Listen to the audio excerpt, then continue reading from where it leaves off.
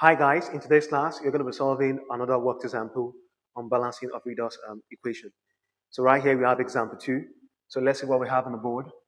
Balance Fe2 plus, this aqueous, plus Cl2, this chlorine gas, that's a molecule, now equals to Fe3 plus, this is another aqueous, plus Cl minus 1, which is another aqueous. So how do we balance this? Now the first thing we're going to do is, don't forget the method we're using. We're using what we call the half cell method. So what does that mean? It means first of all we're going to work on the reduction end, and then work on the oxidation end, or we could do it the other way. So first of all, let's get to know the amount of oxidation number that each of this that we have on the board has. So first of all, the iron, this 2 plus, has oxidation number of +2. Then the chlorine here has oxidation number of 0. Don't forget what we said in our previous class, that since this chlorine does not have any relationship with the atom of another element, and it's not in this format is aqueous format, it means this already reacted with something that brought about this. But this has not reacted with anything, so it means oxidation number is 0. So the ion here is +3, while the chlorine here is -1. So quickly, let's understand what just happened. So this is +2 on the reactant end. This is +3 on the product end. It means there's a kind of increment. Ion increased from +2 to +3. So that means there's an oxidation, this oxidation on this end. While this from 0, it moved down to -1. So there's a reduction in oxidation number from 0 to -1. So there's a reduction here. Here we have a reduction. So first of all, oxidation, and after that, reduction. Now for the half cell method, we're going to attend first to the oxidation, and after that, we attend to the reduction. So let's quickly attend to this. When we have Fe2 plus, becoming Fe3 plus, from +2 down to +3. Now, it's very, very clear that 1 was added. One oxidation number was added to this. So +2 plus 1, there's a +1 added to this place to bring about +3. So how do we explain that?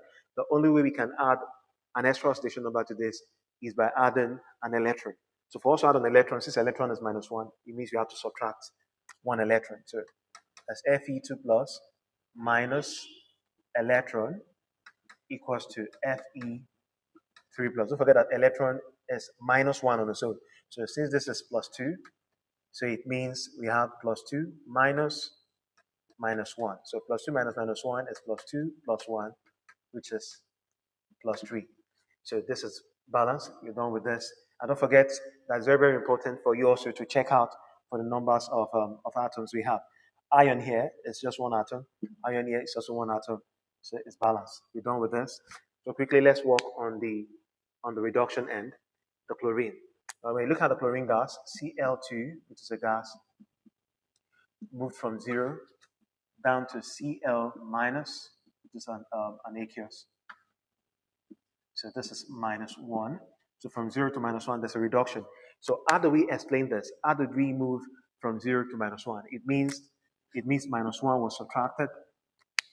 -1 was taken away. 1 was subtracted from 0 for us to get -1. So how do we explain that? How do we take -1? How do we deduct 1 from this very oxidation number? Now chlorine, that's a gas. For us to take away 1, it means we're going to add an electron. Electron as naturally is -1. So 0 plus -1, they give us 0 minus 1, which is -1. So we add 1 electron to this to give us Cl minus the aqueous we are talking about. But don't forget something. Here we have 2 atoms. Here there's no just only 1 atom. So we're going to add 2 to this place, add 2 to this. Now, if this very electron is merely for 1 atom, so when we talk about 2 atoms, so we're going to add 2 also to this place since we've added 2 to this. So everything is balanced. We have everything set out already. So equation 1, equation 2. So right now we're going to bring them together and solve them simultaneously. So Fe2 plus minus electron, which is Fe3 plus, equation 1, Cl2 gas. The Fe here is an aqueous, don't forget, it's an aqueous. So here also we have an aqueous. So Cl2 gas plus 2 electron gives us 2Cl minus another aqueous. So let's solve this. How do we solve this? We have one electron, we have two electrons. And in order for us to eliminate the electrons, we look for a way to make the coefficients equal. So how do we do that? We times this by 2, we times this by 1, here by 2, here by 1. So let's do that. It's going to be 2Fe 2 plus minus 2 electron equal to 2Fe 3 plus. We're done with that. And 1 multiplies all this also. So the Cl2, which is a gas, plus 2 electron, and gives us 2Cl minus. So the electrons are equal. So right now we can eliminate them. So how do we eliminate minus 2 electron plus 2 electron? We're going to do that by adding. Now the best way to go about that is minus times plus is minus. Just so if you write in minus, you write the opposite sign. Minus and plus is minus, so you write a plus. So 2Fe, 2 plus Cl2, we're done. It's 2Fe, 2 plus, which is an aqueous, plus Cl2. The Cl2 there is, as you can see, the Cl2 there is a gas. So this takes out this, then equals to the 2Fe, 3 plus, which is aqueous also, then plus 2Cl minus, which is another aqueous.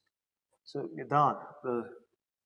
We balance this already. So this is how to balance this redox, equation.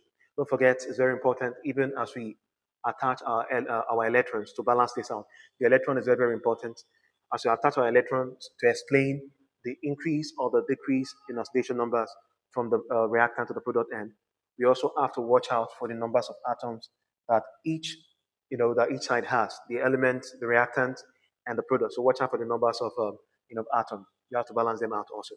So that is that for the second example. So the next thing that we're going to look at is the take home. Okay, guys, after the two worked examples we've seen so far on this very lesson, it's time we got ourselves tested. So yeah, the questions we have on the board as a take home, I'm very sure that we have what it takes to solve all those questions right. So yeah, the questions, you can see question 1, 2, and 3. So I'll love you to solve all those questions and put your answers out there in the comment section. So at this very point in time, we're done with this very lesson. So the next lesson we're going to be looking at, we'll be looking at the complex redox or ionic equation. We're going to be looking at both acidic and alkaline equation. So if you've gained one or two things from this very lesson, I'll love you to subscribe to this very channel at EduMosaic and also give me a follow at Revelation Hub on Facebook. So see you in the next lesson. Thanks and bye for now.